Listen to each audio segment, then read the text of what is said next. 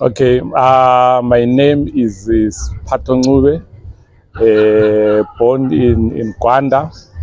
I was born during the liberation struggle, and my dad, because of his activism in the ZAPU underground movement, found himself with a Zipra Keta in his house in Nyuluveve. And behind our house, there was also another Zipra Keta who was fully armed and managed to shoot and kill 2 Rhodesian officers. And it was a big case, and my father was supposed to be hanged. But he never got hanged somehow.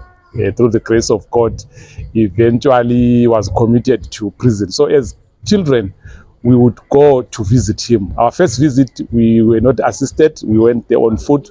But during the subsequent visits, we were assisted by Christian Care. They used to organize a bus for us, and all the children of the victims would all go there. And my brothers who were in secondary school were assisted also through school fees from Christian Care.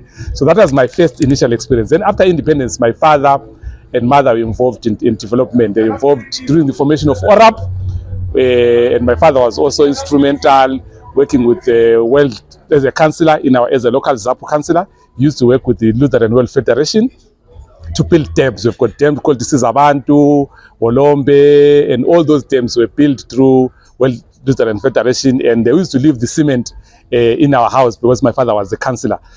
Zimbabwe was part of the bigger picture of the United Nations decolonization campaign, where Joshua Nkomo and used to campaign for support. Zimbabwe received support from the US, from Britain, from Canada, from Sweden, from Russia, from all people that were friendly with Zimbabwe. So they used to give this support through NGOs, refugees in Zambia, refugees in Mozambique, refugees in Botswana, refugees in Angola, and refugees all over. They were given scholarships to study America, England, Canada, Sweden, Germany, Russia. So NGOs are part and parcel of the liberation movement, Netherlands and all. So now for someone then to say civil society or NGO are a disturbance, for the existence of the country, I find it very difficult to understand. So where are they getting their, where is it a liberation idea? Because during the liberation strike, as a child, I was helped by NGOs as children of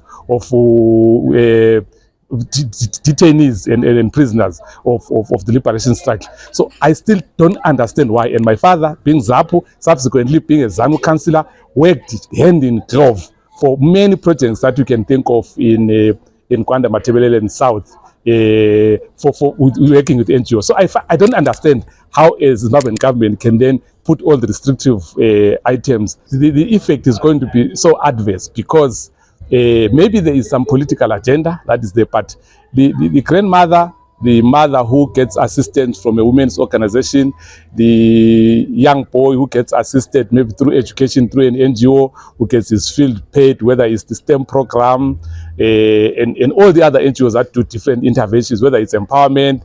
Some people give girls pets, some people are doing HIV programs and interventions, and so there's so much that NGOs do.